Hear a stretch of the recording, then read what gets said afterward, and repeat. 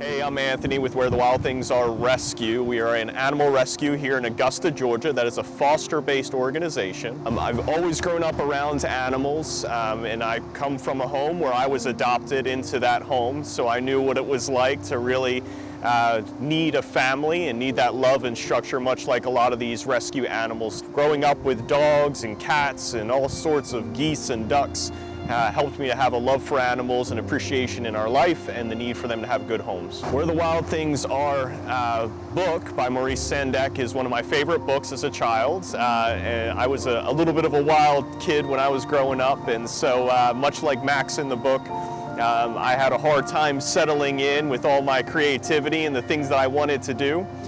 So I was a wild thing at heart, and a lot of the dogs that we meet are the same way, and they all come with little bits of baggage.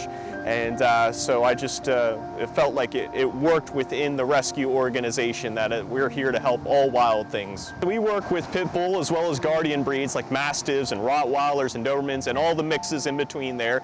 Mainly the larger breeds that need a little bit more assertive presence in the home. So these dogs are strong and powerful and big, so our fosters have to be prepared to manage that type of dog in their home.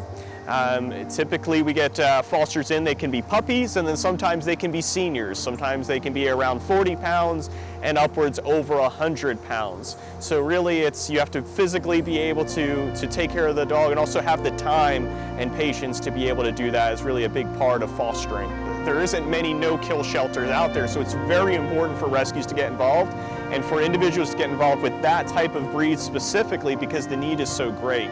But a lot of times what happens is most people get them as puppies and they're cute and they're sweet, and then about 6 to 18 months they're starting to chew, they're starting to get into things, and most people lose the patience or don't have the time. Maybe they get too active in their life and they weren't fully prepared to be committed to that type of dog. So we always ask our individuals who are looking to adopt, do your homework, and individuals who are looking to help, do your homework about the breeds that you're working with so you can be mentally and physically prepared to manage that type of breed in your home. Fostering is a lot like getting you ready for parenthood. So first and foremost, you need to just kind of baby-proof your place and be ready for a new fur baby into your life.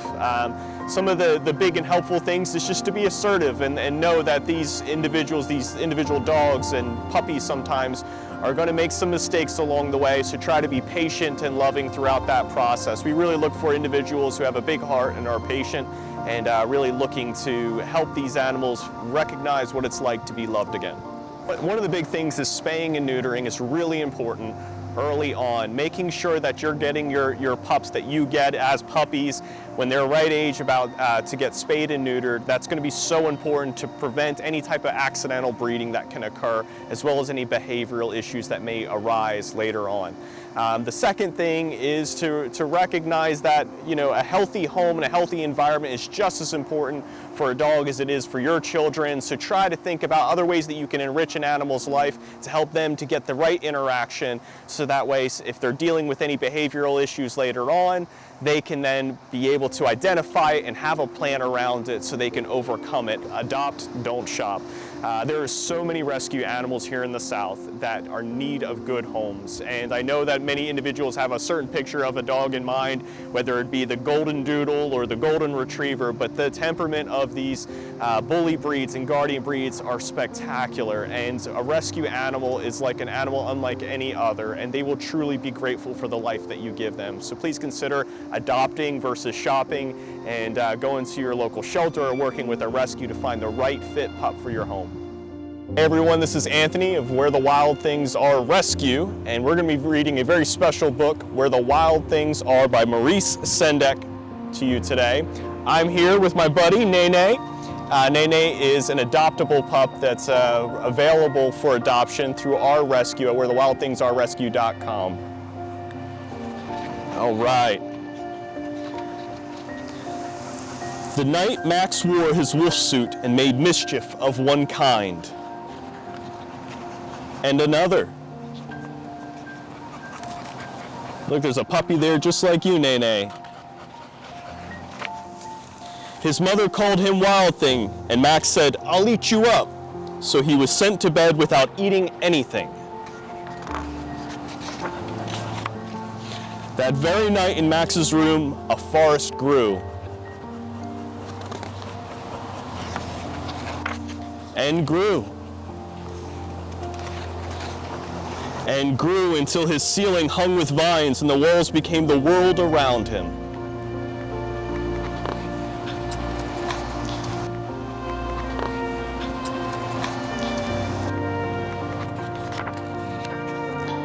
And an ocean tumbled by with a private boat for Max, and he sailed off through the night and day.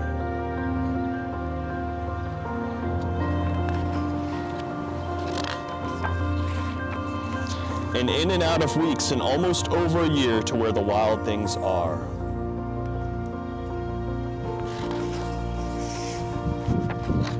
And when he came to the place where the wild things are, they roared their terrible roars and gnashed their terrible teeth. Roar! And he rolled their terrible eyes and showed them their terrible claws. So Max said, "Be still," and tamed them with the magic trick of staring into all their yellow eyes without blinking once.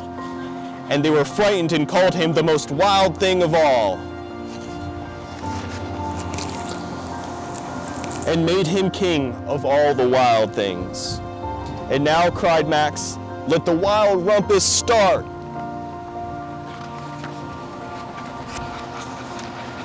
And there's Max having a wild rumpus with a wild thing just like we are today.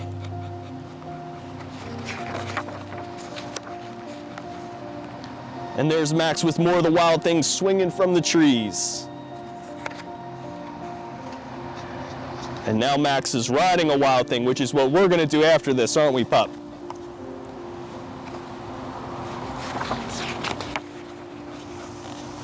Now stop, Max said, and sent the wild things off to bed without their supper. And Max, the king of all the wild things, was lonely and wanted to be where someone loved him best of all. Then all around, from far across the world, he smelled good things to eat. So he gave up being king of where the wild things are. But the wild things cried, "Oh, please, don't go. We'll eat you up. We love you so." And Max said, "No."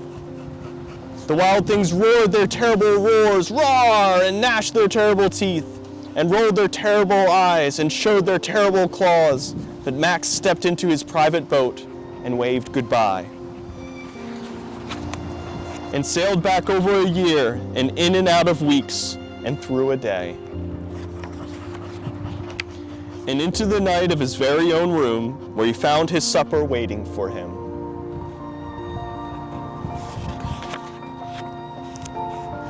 And it was still hot.